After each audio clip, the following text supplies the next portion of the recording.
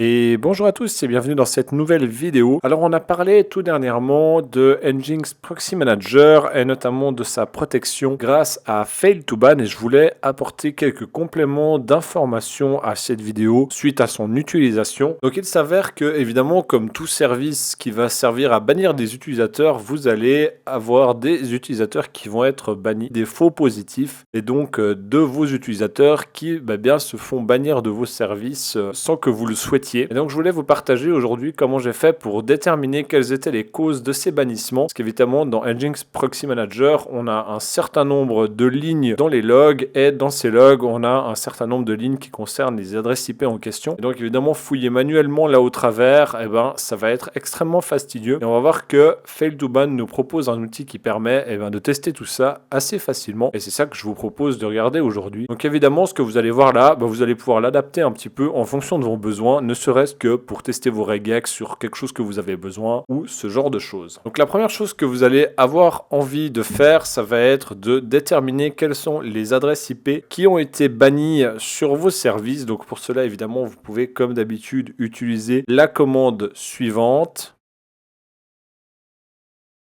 Fail2Ban Client, status, npm docker étant la jail en question.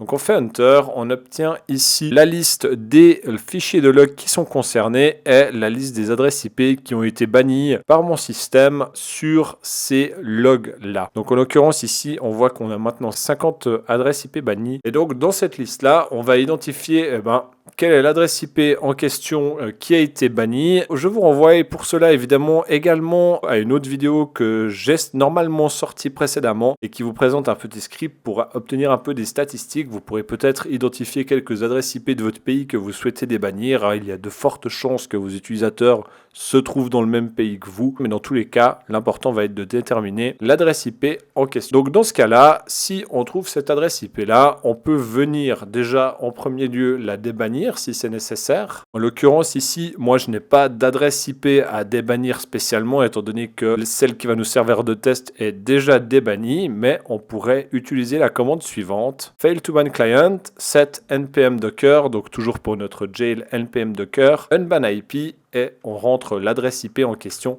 Donc en l'occurrence ici, il y en a 0. Si je venais à bannir cette adresse IP, on voit qu'une adresse IP a été bannie et si je viens la débannir à nouveau, on voit qu'une adresse IP a été débannie. Donc on va se servir de cette adresse IP là pour nos tests. En l'occurrence, elle a été bannie une fois. Et donc la première chose qu'on va avoir envie de faire, c'est de sortir toutes les lignes qui concernent notre adresse IP de nos fichiers de log Nginx Proxy Manager qui se trouvent ici. Et donc pour ce faire, on va tout simplement se servir de grep. Donc on va venir grep. On va venir sélectionner notre adresse IP et on va venir chercher cette adresse IP dans nos fichiers de log Nginx Proxy Manager. Et donc on voit ici à quel chemin se trouvent les logs en question. Donc on va reprendre tout simplement ce chemin-là. On va spécifier qu'on veut prendre tous les fichiers .log, donc ici avec l'astérisque qui fait office de wildcard. Si on fait Enter, maintenant, le problème, c'est que ça va nous afficher toutes les lignes, ça ne va pas nous être d'une grande utilité. Ce qu'on va faire, c'est qu'on va envoyer tout ce qui sort de cette commande dans un fichier qu'on va appeler log.txt. Et on fait Enter. Et à présent, on a ici, alors j'avais déjà fait cette commande, donc j'avais déjà un fichier, mais on voit que j'ai un fichier log. Donc ça fait évidemment pas mal de lignes de texte si on souhaite le faire manuellement. Mais c'est pas notre cas, nous on va être un peu plus malin que ça. On va venir se servir donc d'une fonction de Fail2Ban. Et cette fonction, c'est la suivante. Il s'agit de Fail2Ban regex. Donc avec cette commande-là, on va venir checker notre fichier log.txt. Ce fichier se trouve dans le dossier dans lequel on se trouve. On n'a pas besoin de spécifier de chemin absolu. Et on va venir utiliser directement notre filtre Fail2Ban que l'on a configuré, donc qui se trouve dans /etc.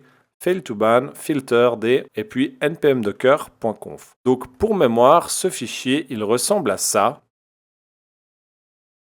Donc on voit ici au fait, on retrouve les différentes regex que l'on a paramétrées pour nos filtres. Et donc typiquement, on voit qu'ici, j'ai un petit peu ajusté le mien dernièrement. Donc maintenant qu'on a bien identifié tous nos éléments, on va exécuter notre commande fail2ban regex. Donc à nouveau sur notre fichier log, en utilisant notre filtre npm docker que l'on a déjà préparé. Et on va ici y adjoindre la petite option print all matched.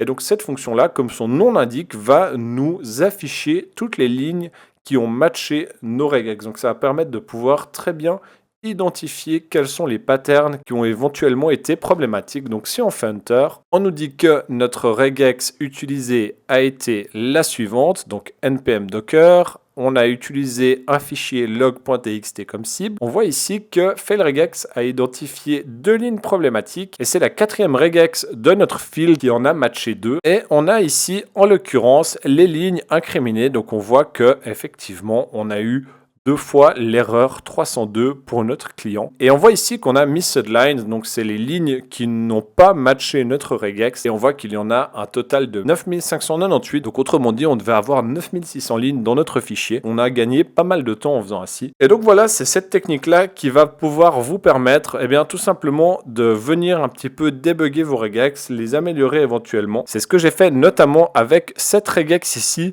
où au fait, certains de mes utilisateurs se faisaient bannir parce que les clients cherchaient un URL qui n'existait pas, qui s'appelait Live TV. Et au fait, de ce fait-là, eh ben, ceci était tout simplement directement banni. Donc en l'occurrence, dans cette regex-là, au fait, on va ignorer le match de cette ligne-là, donc Live TV. En effet, à savoir, et c'est assez intéressant, Fail2Ban recommande dans ses regex de créer la plupart des regex ici dans les fail regex et de ne pas créer de ignore regex, c'est-à-dire de créer une ligne qui fonctionne correctement pour identifier correctement vos lignes avec éventuellement ce que vous souhaitez ignorer, plutôt que de faire 2 fois le travail où une fois on va l'identifier et une fois on va l'ignorer. En tout cas, ça fait partie de leurs recommandations. Donc voilà, c'est déjà tout pour cette petite vidéo. J'espère que ça vous a intéressé. Faites-le moi savoir en commentaire. Quoi qu'il en soit, j'espère vous avoir fait découvrir quelque chose. Pensez à mettre un petit pouce bleu et à vous abonner. Pensez également à rejoindre la communauté sur le serveur Discord. Et je vous dis à la prochaine. Ciao, ciao.